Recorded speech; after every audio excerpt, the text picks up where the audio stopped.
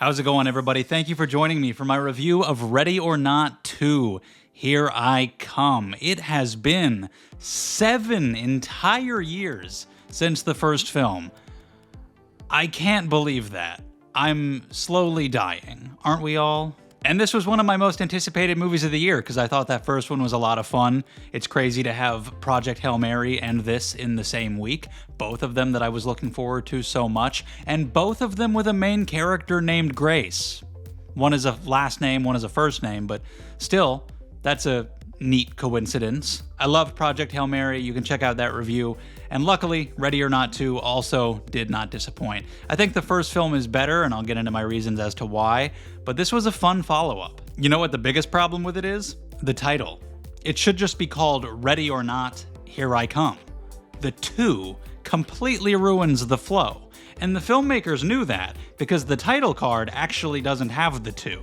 It's just part of the marketing, because it's been 7 years, so they need to remind people, hey, this is a sequel. At first, I wasn't sure about the idea of a sequel. The first film was pretty conclusive. It was clearly made to be a standalone thing, but I was getting more and more excited as we got more cast members, we started to see more promotional material, and for a story that was originally competent as its own thing, this is a solid way to introduce some new elements. Essentially, Grace, having survived her encounter with the Ladomas family in the first film, because of a clause in the rule book, the Satan rule book, she is now allowed to vie for the top spot at the head of this conglomerate of devil-worshipping families. That top spot opens up for a new person to take charge, and so now all of these families are competing in a bigger game of hide and seek to try to kill her, so one of them can become the top family, or she will, if she wins, if she hides long enough. And that works as a way to continue the story. It introduces some new rules to spice things up a little bit, the way that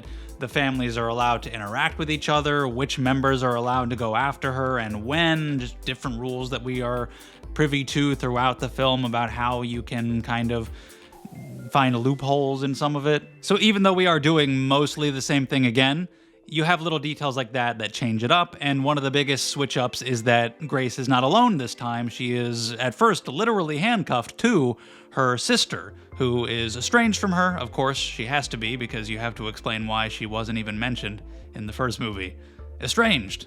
It's fine. Obviously made up for the sequel, but we'll take it. It works. She's played by Catherine Newton, and of course this movie is written and directed by the same creative team as the first, the guys over at Radio Silence, and so they're reuniting with Catherine Newton from Abigail, and it's a great pairing, her and Samara Weaving together. Catherine Newton has established herself in a lot of horror movies as of late, and Samara Weaving, of course. I mean, for all of the modern-day actresses we could dub as scream queens, I think if you had to pick only one, I think she gets the crown.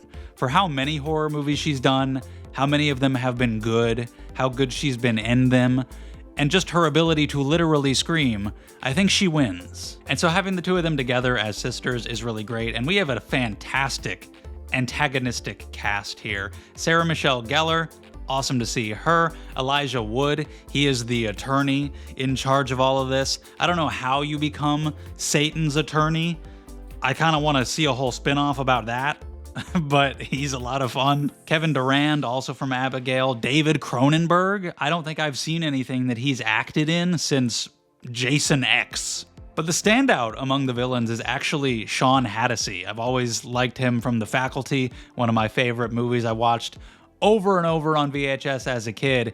He is a complete psycho in this. He has a bigger role than I would have thought. I'm thinking like Sarah Michelle Gellar and some of these other actors are going to steal more of the spotlight, but he really rises to the occasion, and he's a real fucker. He's a real hateable piece of shit, and he's a lot of fun to watch. There's a lot about this movie that is upgraded from the first. Not only do you have 2 participants now with Grace and her sister Faith, but there are more characters in general, there's more blood, it's a bigger playing field, it's a longer time that the game takes place over, and the stakes are higher, because even if you win, they're trying to incorporate you into the satanic cult, and it's like, I don't actually want anything to do with that. Can I just go home?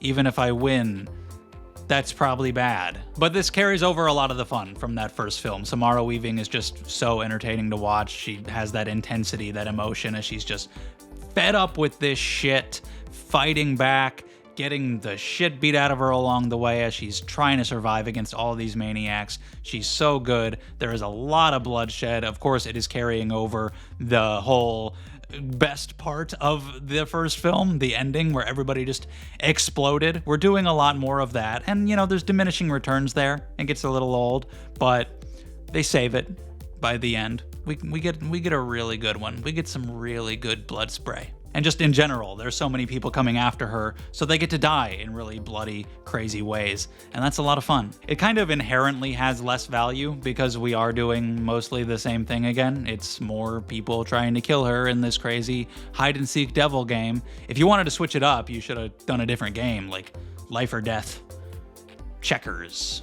But it doesn't feel as fresh as the first movie because of that. It doesn't feel like it has quite as much of the emotional stakes, because in the first movie, her husband got her into this whole thing and he betrays her by the end. In this, they kind of try to replace that with the emotional stakes regarding her sister, and I liked the two of them together as performers, and I do like how their characters ended up bonding, how you slowly find out what happened between them, and it's very natural. It feels like the kind of thing that would lead siblings to go their own separate ways and just lose contact with each other and resent each other, but in ways that could be reconcilable. The issue is that the movie feels like it has to often stop in order to give us those exposition scenes and those argument scenes. Like, we're in the middle of some serious shit. We're being hunted. And there are times where the characters feel like they're just kind of strolling along and they're arguing with each other. And I'm like, it's not the time for that. You need to hurry. You need to focus. You probably need to be quiet. Now is not the time, especially with Catherine Newton's character, who's new to all of this. There are some times where she seems like she's more upset with her sister than she is shocked by her current circumstances of being hunted by devil-worshipping hide-and-seek enthusiasts. And it also gets repetitive. You can only have the same argument so many times, and there's a pretty clear formula to it. They'll encounter somebody, they'll try to kill them, there'll be a big fight, a lot of blood, very cool. But then we'll have one of the argumentative scenes, and they have the same argument like 4 times. And by the time we're on the last one, I'm just rolling my eyes. I'm like, okay, I get it.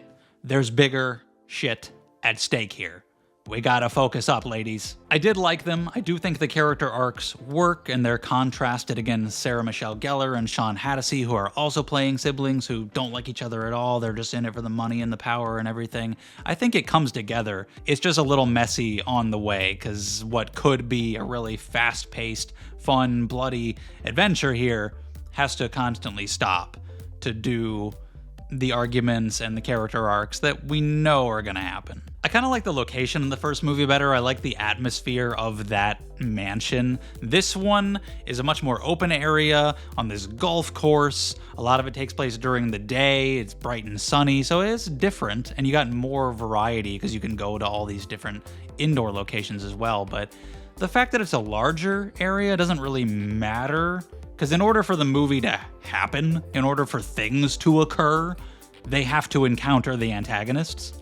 So you essentially just have them encounter antagonists, argue for a while, and then we'll cut to whenever they get found by the next antagonist, regardless of how big the search area is. They have to encounter them. That's how you have a movie. So the fact that it's a larger area just kind of makes it a little less engaging, actually. I liked the more cramped feeling nature and atmosphere of that house in the first film. This one is definitely more overtly comedic. The first one is a horror comedy for sure, but this one almost feels like it's an action comedy, and the horror just comes from the fact that there's a lot of blood. That might be what's most divisive amongst fans of the first movie. I think most people who like that one will enjoy this one too, even if not as much.